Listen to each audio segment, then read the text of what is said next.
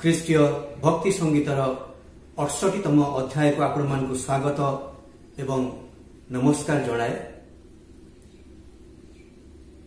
ଆପଣମାନେ ଜାଣନ୍ତି ଏହି ଚ୍ୟାନେଲ ପ୍ରାୟ 1.5 ବର୍ଷ ଧରି କାମ କରି ଆସୁଛି। ଆଉ ଦୀର୍ଘ 7 ମାସ ପରେ ମୁଁ ଆଜି ପ୍ରଥମ ଥର ଆସୁଛି। ଏ ବର୍ଷ ବୋଧେ ପ୍ରଥମ ଥର ଏଟା। ଆଉ 7-8 ମାସ ପୂର୍ବରୁ ଯାହା ମୁଁ ଏପିସୋଡ ପୋଷ୍ଟ କରିଥିଲି। ଆପଣମାନେ ସମସ୍ତେ ଜାଣନ୍ତି ମୁଁ ଆଗରୁ କହିଥିଲି କି ମୋର ପୁଣି ଯିଏ ଡକ୍ଟର ସୋରେନ ଥିଲେ, ରଣବୀର ସୋରେନ, ଯିଏକି ଆମେ ମୁନା ବୋଲି କହୁ, ଆମ 2 ଜଣଙ୍କର ସ୍ୱପ୍ନ ଥିଲା। ପ୍ରଭୁ ଆମକୁ ଆଦେଶ ଦେଇଥିଲେ ଏହି ଚ୍ୟାନେଲ ଖୋଲି ତାଙ୍କର ବାକ୍ୟ ପୁଣି କିଛି ଗୀତ ଆମେ ପ୍ରସାର କରିବା ପାଇଁ। ଆଉ ଆପଣମାନେ ଜାଣନ୍ତି ଗତ ଜାନୁଆରୀ ମାସ 19 ତାରିଖରେ ଡକ୍ଟର ମୁନା ଆମ ସମସ୍ତଙ୍କୁ ଛାଡ଼ି ପ୍ରଭୁଙ୍କ କୋଳକୁ ଚାଲି ଯାଇଛନ୍ତି। ଆଉ ତାଙ୍କର ଡିପାର୍ଚରରେ ମୁଁ ବହୁତ ଭାଙ୍ଗି ଯାଇଛି। ବିକଜ ତାଙ୍କ ପରି ମଣିଷ, ତାଙ୍କ ପରି ଡାକ୍ତର ମୁଁ ଆଜି ପର୍ଯ୍ୟନ୍ତ ଦେଖି ନାହିଁ। ପ୍ରଭୁଙ୍କୁ ପ୍ରାର୍ଥନା କରେ କି ସେମିତି ଅନେକ ଡାକ୍ତର ଯୋଗାନ୍ତୁ। ଅଦ୍ଭୁତ ଡାକ୍ତର ଥିଲେ, ସେ ଅଦ୍ଭୁତ ମଣିଷଟିଏ ଥିଲେ। ସେ ଯାହା ହଉ, ପ୍ରଭୁ ତାଙ୍କ ପରିବାରକୁ ଅନୁଗ୍ରହରେ କଢାଇ ନିଅନ୍ତୁ। ଏହା ମୋର ପ୍ରତ୍ୟେକ ଦିନର ପ୍ରାର୍ଥନା। ଆପଣ ସମସ୍ତଙ୍କୁ ମଧ୍ୟ ଅନୁରୋଧ କରିବି ତାଙ୍କ ପରିବାର ପାଇଁ ଆପଣମାନେ ପ୍ରାର୍ଥନା କରିବେ। ଆଉ ଆପଣମାନଙ୍କୁ ଅନୁରୋଧ କରିବି, ଆଜି ପର୍ଯ୍ୟନ୍ତ ଏହି ଚ୍ୟାନେଲରେ ମୁଁ ଅନୁରୋଧ କରିନାହିଁ, ଆପଣମାନେ ଖୁବ ମାତ୍ରାରେ ସେୟାର କରନ୍ତୁ ଏହି ଚ୍ୟାନେଲକୁ ଆପଣମାନଙ୍କର ନିୟର ଡିୟର ମାନଙ୍କୁ।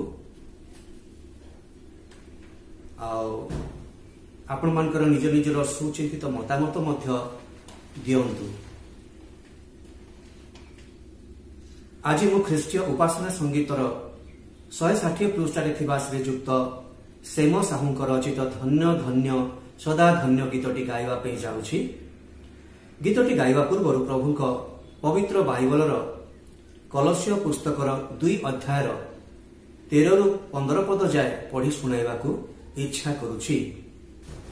ଏଠାରେ ଏହିପରି ଲେଖାଯାଏ, 13 ପଦ, ଅପରାଧରେ ଓ ଶାରୀରିକ ଅସୁନ୍ନତ ଅବସ୍ଥାରେ ମୃତ ଯେ ତୁମ୍ଭେମାନେ, ତୁମ୍ଭମାନଙ୍କୁ ମଧ୍ୟ ଈଶ୍ୱର ତାହାଙ୍କ ସହିତ ସଜୀବ କରିଅଛନ୍ତି। ସେ ତ ଆମ୍ଭମାନଙ୍କର ସମସ୍ତ ଅପରାଧ କ୍ଷମା କରିଅଛନ୍ତି। 14 ପଦ, ପୁଣି ବିଧି ବିଧାନରେ ଆମ୍ଭମାନଙ୍କ ବିରୁଦ୍ଧରେ ଯେଉଁ ଅଭିଯୋଗ ପତ୍ର ଥିଲା ତାହା ସେ ଲୋପ କରି କ୍ରୁଶରେ ଟଙ୍ଗାଇ ଦେଇ ଆମ୍ଭମାନଙ୍କ ପଥରୁ ଦୂର କରିଦେଇଅଛନ୍ତି। 15 ପଦ, ସମସ୍ତ ଆଧିପତ୍ୟ ଓ କର୍ତ୍ତାପଣର ଅସ୍ତ୍ରଶସ୍ତ୍ର ଛଡ଼ାଇ ପ୍ରକାଶରେ ସେମାନଙ୍କ ପ୍ରଦର୍ଶନ ପୂର୍ବକ କ୍ରୁଶରେ ବିଜୟ ଯାତ୍ରା କରିଅଛନ୍ତି। ଆମେନ୍। ତେବେ ଆସନ୍ତୁ ଏବେ ଗୀତ ଉପରକୁ ଯିବା, ଗୀତଟି ଶୁଣିବା, ଉପଭୋଗ କରିବା।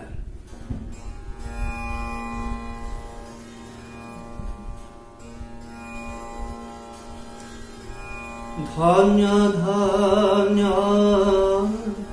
ସଦା ଧନ୍ୟ ହେଉନ୍ତୁ ଯୀଶୁ ରାଜା, ଧନ୍ୟ ସର୍ବଜଗତ କରନ୍ତୁ ତାଙ୍କ ଶ୍ରୀପାଦ ପୂଜା। ଧନ୍ୟ ଧନ୍ୟ ସଦା ଧନ୍ୟ ହେଉନ୍ତୁ ଯୀଶୁ ରାଜା, ଧନ୍ୟ ତାଙ୍କ ରାଜ୍ୟ ପ୍ରବଳେ ବ୍ୟାପୁ ସର୍ବ ଅଞ୍ଚଳେ। ବିନାଶ ହେଉ ବହନ ପାପାନ୍ଧକାର ରାଜା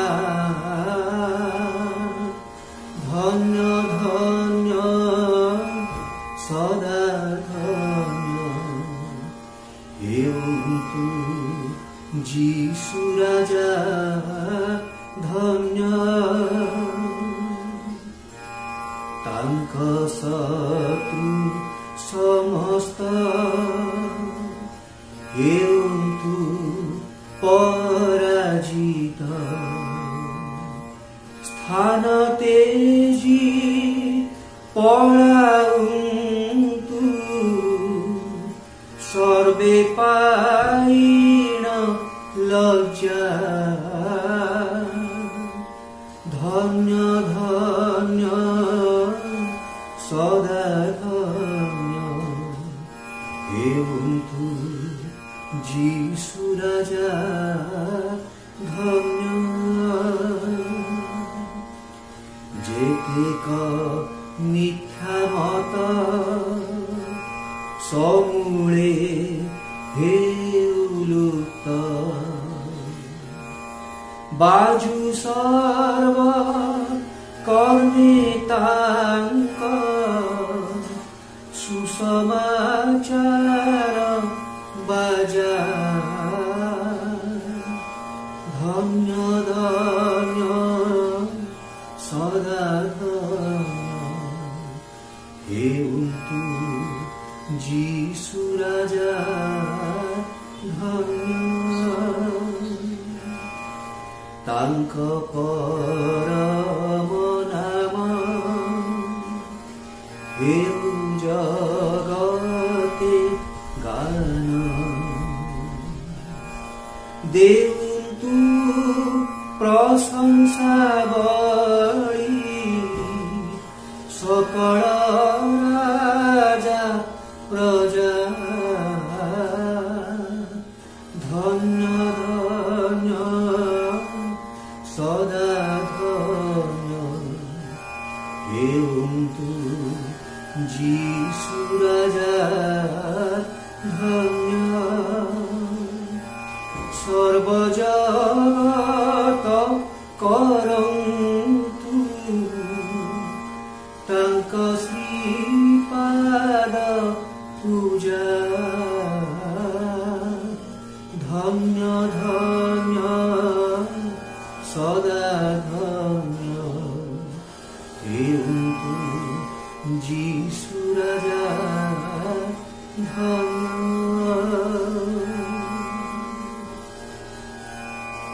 ଆପଣମାନଙ୍କୁ ବହୁତ ବହୁତ ଧନ୍ୟବାଦ। ଏପିସୋଡଟି ସାରିବା ପୂର୍ବରୁ ଚାଲନ୍ତୁ ଛୋଟ ପ୍ରାର୍ଥନାଟିଏ କରିବା, ତାପରେ ଶେଷ କରିବା। Hallelujah hallelujah. ଧନ୍ୟବାଦ ଦଉଛି ପ୍ରିୟ ଯୀଶୁ ବାପା। ମୁଁ ପାପୀ ଅଯୋଗ୍ୟ, ତୁମେ କେତେ ଦୟା ଅନୁଗ୍ରହ କରି ଆଜି ଦିନଟି ମଧ୍ୟ ବଞ୍ଚାଇ ରଖିଲ ବାପା। এই ନୂଆ ଦିନଟି ପାଇଁ ତୁମକୁ ଧନ୍ୟବାଦ ଦଉଛି ବାପା। ଗତ 7 ମାସ ଧରି ମୁଁ ଏ ଏପିସୋଡରେ କିଛି କାମ କରିପାରିନଥିଲି ବାପା। ହଁ ବାପା, ତୁମକୁ କ୍ଷମା ମାଗୁଛି ବାପା। ହେଳା କରିଛି ତୁମରି କାର୍ଯ୍ୟରେ ବାପା, ମୋତେ କ୍ଷମା କର ବାପା। ମୋର ମନର ଅବସ୍ଥା ତୁମେ ଦେଖିଛ, ଜାଣିଛ ବାପା। ହଁ ବାପା, ସେଇ ଡକ୍ଟର ମୁନାଙ୍କ ପାଇଁ ମୁଁ ଭାଙ୍ଗି ପଡ଼ିଛି ବାପା ଆଜି ପର୍ଯ୍ୟନ୍ତ।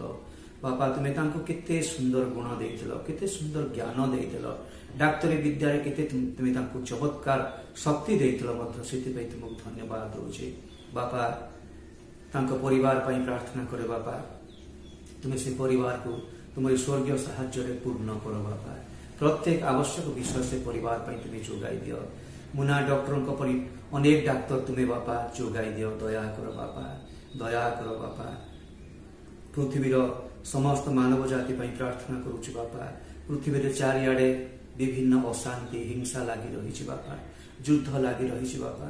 ହଁ ବାପା, ତୁମରି ଆଗମନ ଅତି ସନ୍ନିକଟ ବୋଲି ତାହା ସୂଚାଇ ଦେଉଛି। ଆମମାନଙ୍କୁ ବାପା, ଆମମାନଙ୍କର ପାପ ଅଯୋଗ୍ୟତା ସବୁ ତୁମେ କ୍ଷମା କର। ପବିତ୍ର ଜୀବନ କାଟିବା ପାଇଁ ସ୍ୱର୍ଗୀୟ ସାହାଯ୍ୟ ପ୍ରଦାନ କର ବୋଲି ପ୍ରାର୍ଥନା କରୁଛି। ତୁମରି ଦ୍ୱିତୀୟ ଆଗମନ ପାଇଁ ଆମମାନଙ୍କୁ ପ୍ରସ୍ତୁତ କର ବୋଲି ପ୍ରାର୍ଥନା କରୁଛି ବାପା। ଦୟା କର, ଦୟା କର ବାପା। ବିଶ୍ୱରେ ଶାନ୍ତି ତୁମେ ପ୍ରତିଷ୍ଠା କର ବାପା।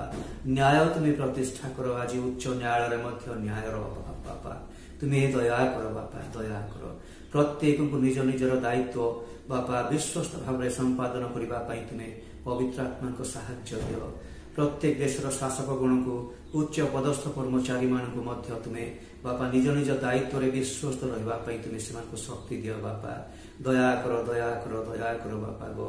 ଆମ ଭାରତର ସମସ୍ତ नेता मंत्री प्रार्थना करुच्ची बापा समस्त को उपयुक्त ज्ञान बुद्धि तुम्हें दियो बापा जेपरि से विश्वस्त भाव बापा जनता सेवा दे पारे से अनुग्रह तुम्हें करो बापा दया करो बापा मत जो दायित्व देच बापा से दायित्व को जीवन शेष पर्यंत विश्वस्त भाव तुलवाई साहाय्य कर बापा दया कर बापा मत जो दान देच कंठ देच बापा से कंठ को तुमरी कार्य तुमरी गौरव निमंते व्यवहार कर बापा बापा ये जो एपिसोड गुड़िक छड़ा जाऊँगी यूट्यूब माध्यम बापा बापा से वाक्य पुणी तुमरी बापा से जीवंत वाक्य द्वारा पुणी संगीत द्वारा अनेक जेपरी बापा तुमको जानवे तुमरी परिचय पाई तुमरी पाद तल को फेरवे बापा आशीर्वाद करो पृथ्वीर प्रत्येक जाति बापा प्रत्येक मानव जाति मान को तुम्हें आशीर्वाद करो जेपरी प्रत्येक तुम से अद्भुत शक्ति तुम से प्रेम को जानी तुमरी पाद तल को फेरवे बापा तुम्हें जे एकमात्र सत्य पुणी जीवित परमेश्वर ता से जाना को पाइबे बापा से ज्ञान से दियो बोली प्रार्थना करुच्ची बापा मु अयोग्य को बापा तुम्हें कार्य व्यवहार करुच बोली तुमको धन्यवाद दूची बापा बापा निज परिवार निजर आत्मीय स्वजन बापा प्रत्येक को जो माने बापा मोर श्रोता बंधु माने अछंती बापा प्रत्येक को मध्य तुमरी पाद तले समर्पण करी तुम पवित्र जीशु नाम रे मागिली आमेन। श्रोता बंधु आज रही परवर्ती अध्याय पुणी थे देखा हेबा नमस्कार।